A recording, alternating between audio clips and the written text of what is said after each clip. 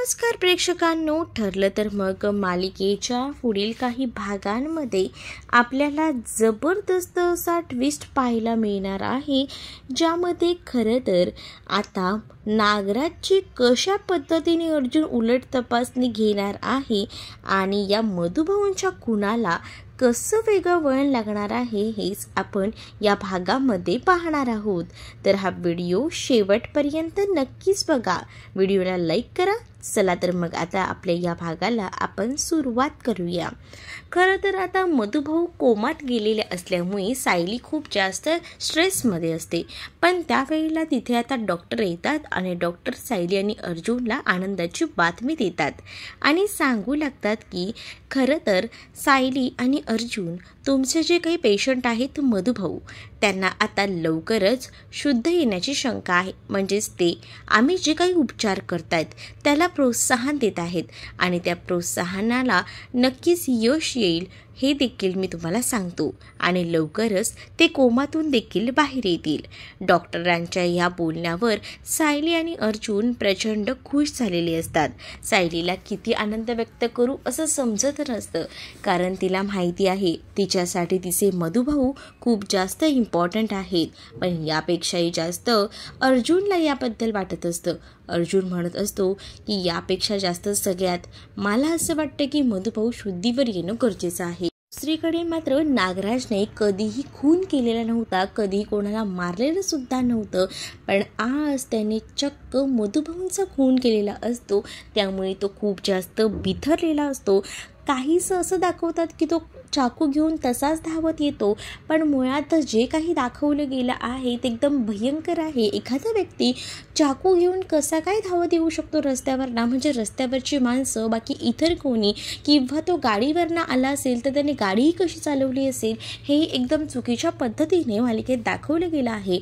पण तो जेव्हा तो चाकू घेऊन महिपतकडे येतो तेव्हा महिपतने त्याला आता सांगितलेलं आहे की तू काळजी करू नकोस, तू जे काही केलेलं आहेस ते उत्तम केलेलं आहेस। म्हणजे जे काही महिपत इतके दिवस करू पाहत होता, सुभेदारांच्या अंगावर डोंगर कोसळू पाहत होता, पण ते काम आता नागराजने केल्यामुळे त्याच्यासाठी हे सगळं काही काम सोपं झालेलं असतं आणि त्यामुळे तो आता महिपतवर खुश असतो। तर इकडे मात्र कल्पना ही जी अजूनही सायलीला माफ करायला तयार नसते। इतकं सगळं सायलीच्या बाबतीत वाईट होऊन सुद्धा, म्हणजे सायली इतक्या संकटात असून सुद्धा सायलीसोबत ती बोलायला बघत नसते आणि त्याच वेळेला प्रतिमा जी आहे या सगळ्यात पुढाकार घेते आणि प्रतिमा आता कल्पना आणि त्याचसोबत सायलीमधला हा जो दुरावा आहे तो मिटवताना आपल्याला या काही भागांमध्ये दिसणार आहे।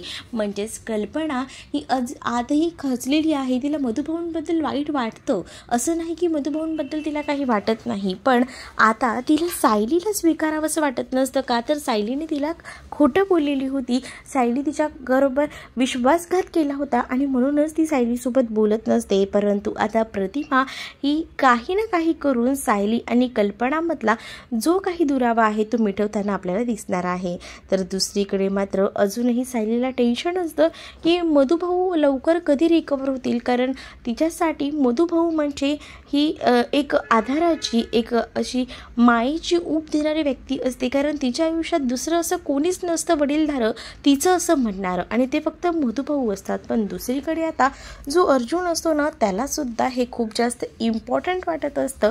मधुभाऊंनी जे काही शेवटचे 2 शब्द सांगितलेले होते अद्वैतलाही आणि अर्जुनलाही, की सायलीचे आई बाबा जिवंत आहेत, त्यामुळे अर्जुनच्या डोक्यात सगळ्यात जास्त संभ्रम तोच असतो की सायलीचे आई बाबा जिवंत आहेत, तर मधुभाऊंना हे सुद्धा माहिती असतील की सायलीचे आई बाबा कोण आहेत ते, त्यामुळे माझ्यासाठी का होईना मधुभाऊ लवकरात लवकर शुद्धीवर येणं खूप जास्त गरजेचं आहे, असं देखील आता अर्जुनला वाटत असतं।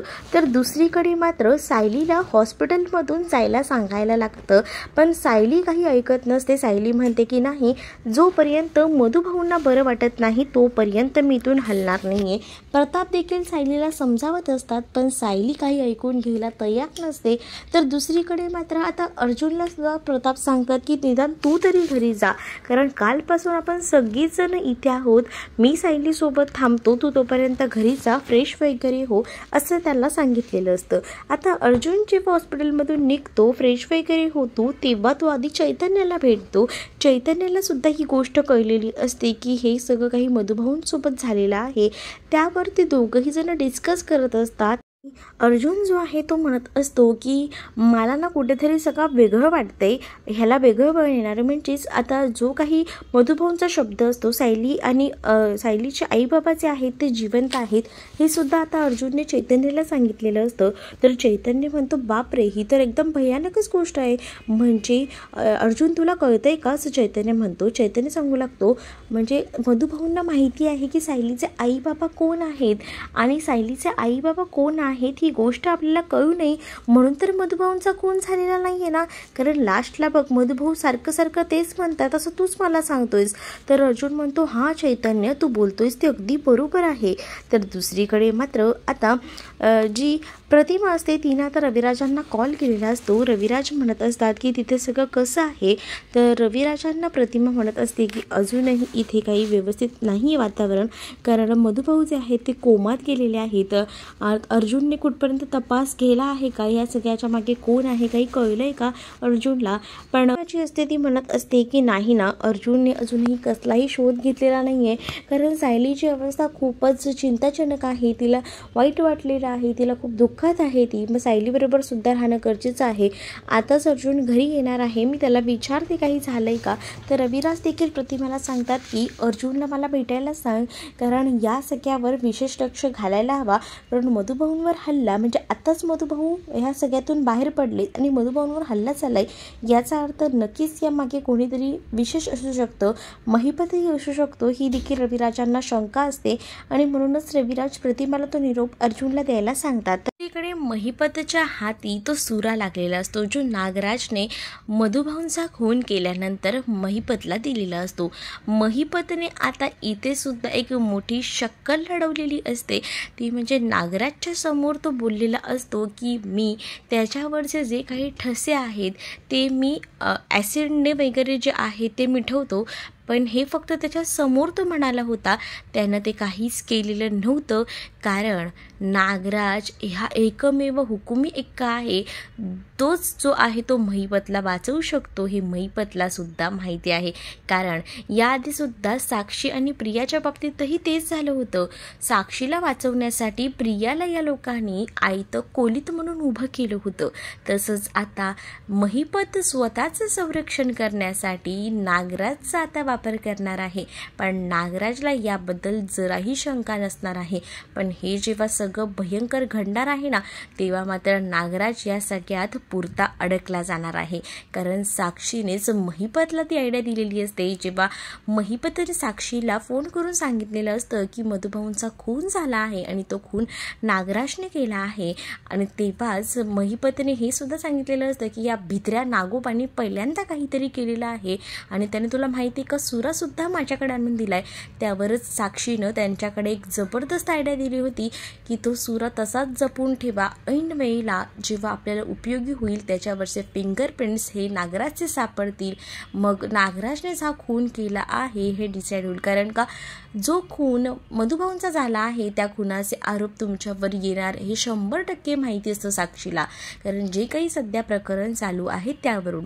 म्हणूनच साक्षीने महिपतला चांगलं सांगितलेलं असतं की या सगळ्यापासून स्वतःला संरक्षण जर करायचं असेल तर तुम्ही त्याच्यावरचे जे ठसे आहेत ते मिटवू नका, नाही तर तुम्हीच या सगळ्यामध्ये अडकाल. म्हणूनच नागराजच्या समोर महिपतने असं सांगितलेलं असतं की ॲसिड टाकून मी ते ठसे मिटवलेले आहेत, पण ते तसं नसतं, कारण नागराजला आता मुळात महिपतला अडकवायचं असतं. कारण महिपत या सगळ्यामध्ये अडकला जाईल तर स्वतःचं कातड वाचवण्यासाठी त्याने आता नागराजला पुढे करायचं ठरवलेलं असतं. म्हणजेच नागराजला या सगळ्यामध्ये जीवानिशी मारायचं, म्हणजेच नागराज या सगळ्यामध्ये अडकायला हवा. अर्जुनने जर महिपतला पकडलं तर महिपत नाही तर नागराज अडकायला हवा. हे सगळं प्लॅनिंग जे आहे तर महिपतने आता अगदी चोखपणे बजावलेलं असतं. जसं साक्षीला वाचवण्यासाठी प्रियाचा उपयोग करत होता, अगदी तसंच आता स्वतःचं कातड वाचवण्यासाठी त्याने नागराजला समोर आणायचं ठरवलेलं असतं. पण इथे मात्र अर्जुन जो असतो तो चैतन्यासोबत विचार करत असतो आणि त्याच वेळेला आता चैतन्य म्हणत असतो की नक्कीच यामागे काहीतरी वेगळंच आहे, म्हणजेच तू एका वेगळ्या अँगलने विचार करून बघ की इथे मधुभाऊ तुला सांगतायत की सायली आणि सायलीचे आई बाबा जे आहेत ते जिवंत आहेत आणि त्याच वेळेला त्यांचा खून होतो। याचा अर्थ हे जे मोठं गुपित आहे ते अजून कोणाला तरी माहिती आहे आणि या सत्याच्या शोधापर्यंत आपल्याला जायला हवं, असं देखील चैतन्य जो आहे तो आता अर्जुनला म्हणत असतो। अर्जुन म्हणतो तू बरोबर बोलतोयस आणि त्याच वेळेला ती लोक स्टडी करत असतात की त्या दिवशी ज्या दिवशी हा सगळा प्रकार झाला होता म्हणजे मधुभाऊंचा खून झाला होता तेव्हा नेमकं घरात कोण कोण होतं, कारण सगळेच जण दहीहंडीच्या प्रोग्राममध्ये होते पण त्यावेळेला बाहेर जो आहे ना तो नागराज कुठेही नव्हता हे अर्जुनने बघितलं होतं, कारण अर्जुनच्या डोळ्यात सगळेजण समोर दिसत होते पण नागराज आणि मधुभाऊ त्याला काही समोर दिसत नव्हते। मग जेव्हा मधुभाऊंचा खून झाला तेव्हा नागराज कुठे होते, तर आपण याबद्दल नागराज यांनाच विचारायला हवं, कदाचित ते आतमध्ये असतील आणि त्यांनी काही बघितलं असेल तर, असा प्रश्न देखील अर्जुनच्या डोक्यामध्ये येत असतो। आणि म्हणूनच अर्जुन जो आहे तो रविराजांना भेटण्यासाठी म्हणून घरी जातो आणि तिथेच आता नागराजही असतो। नागराजही तिथे असतो आणि रविराज आणि त्याचसोबत अर्जुन आता बोलत असतात। रविराजांना अर्जुन म्हणत असतो की सिनियर जे काही झालेलं आहे ते खूप जास्त भयानक आहे आणि मला अशी शंका येते की हे सगळं काही महिपतीने केलेलं आहे, कारण आधीसुद्धा आम्हाला याआधी बऱ्याच धमक्या आल्या होत्या आणि त्या सगळ्या धमक्यांना आम्ही असं एकदम ह्याच्यामध्ये हलक्यात घेतलं, पण हे जे काही गोंधळाचा फायदा घेऊन त्याने केलेला आहे ना ते खूप जास्त भयानक आहे आणि खास करून मधुभाऊंसाठी। मधुभाऊ सध्या कोमात आहे तर दुसरीकडे नागराज जो आहे तो म्हणत असतो की बरं झालं या लोकांना डायरेक्ट डाऊट जो आहे तो महिपतवर जातोय, माझी तर काहीतरी वाचते ना, असं इथे नागराज विचार करत असतो। तर दुसरीकडे मात्र अर्जुन जो आहे तो मात्र आता म्हणत असतो रविराजांना की त्या दिवशी जेव्हा हा सगळा प्रसंग घडला ना तेव्हा आम्ही सगळीजण दहीहंडी फोडण्यामध्ये बिझी होतो, पण त्यावेळेला ना मला एक लक्षात येते की तिथे ना मधुभाऊ नव्हते आणि त्याचसोबत नागराज काकासुद्धा नव्हते। नागराज काका तुम्ही आतमध्येच होतात ना, म्हणजे मी बघितलं होतं तुम्हाला, तुम्ही बाहेर आलात नव्हता, तुम्ही आतमध्येच थांबला होतात, काही तुमचं काम होतं का, आणि किंवा तुम्ही हे सगळं घडताना पाहिलं आहे का? जेव्हा मधुभाऊ आतमध्ये होते आणि मधुभाऊ जेव्हा येत होते बाहेर तेव्हा त्यांच्यासोबत हा प्रसंग घडला, पण त्यावेळेला आतमध्ये अजून कोणी होतं का, कोणाची माणसं होती का, कोण माणसं पाहिली होती का तुम्ही? हे सगळं काही आता अर्जुन जो आहे तो आता मुद्दामूनच नागराजला विचारत असतो। नागराजला आता त्या प्रसंगी काय बोलावं कळत नसतं, कारण नागराजने हा स्वतः खून केलेला असतो आणि डायरेक्ट आता अर्जुनने नागराजलाच चाटात सापडवलेलं असतं, त्यामुळे आता त्याला कसं उत्तर द्यावं काय बोलावं हे समजत नसतं। रविराजही नागराजला म्हणतात काय रे नागराज खरंच म्हणतोय का हा, म्हणजे त्या दिवशी तू तिथे गेला होतास, तू म्हणाला होतास, पण हे सगळं प्रसंग तुझ्या डोळ्यासमोर घडलाय का? अरे तसं असेल तर बरं होईल ना आम्हाला, म्हणजे आम्हाला तेवढी केसही सॉल्व्ह करायला मदत होईल, उगाच ती केस वाढत जाणार नाही, कोणी केले काय केले ह्याचा तपासही लवकर घेता येतील, असं देखील आता जो रविराज असतो तो नागराजला बोलू लागतो। आता नागराजला भयंकर असा घाम फुटलेला असतो, कारण नागराजने न केलेली कधीही गोष्ट त्या दिवशी केलेली असते, ते सुद्धा नाईलाज असतो का तर स्वतः वाचण्यासाठी, कारण जर प्रतिमा आणि सायली हे नातं आई मुलीचं आहे हे कळलं असतं तर आपण नक्कीच कुठेतरी वेगळ्याच वळणावर जाऊन पोचलो असतो, हे सुद्धा नागराजला माहिती होतं आणि म्हणूनच नागराजने खूप मोठं धाडस करून हे कृत्य केलेलं होतं। पण आता जेव्हा नागराजला याबद्दल विचारलं जातं ना तेव्हा मात्र त्याला भयंकर असा घाम आलेला असतो। अर्जुन त्याला उलटसुलट प्रश्न विचारत असतो की त्या दिवशी तू काय करत होतास तिथं आणि काय झालं होतं नेमकं सांग ना। नागराजला काय बोलावं काय नाही समजत नसतं, तर बाजूला सुमन बसलेली असते। सुमनला मात्र नागराजला फुटलेला घाम दिसतो, कारण नागराज तिला असा कधीच दिसला नव्हता आणि अचानक नागराजमध्ये जे काही बदल होत असतात ना त्यामुळे सुमनही थोडी बिथरलेली असते। सुमन म्हणते की काय हो काय झालं, इतका घाम का फुटलाय? तो नॉर्मल प्रश्न तर विचारतोय ना तुम्हाला, काय झालंय अर्जुनला सांगा ना।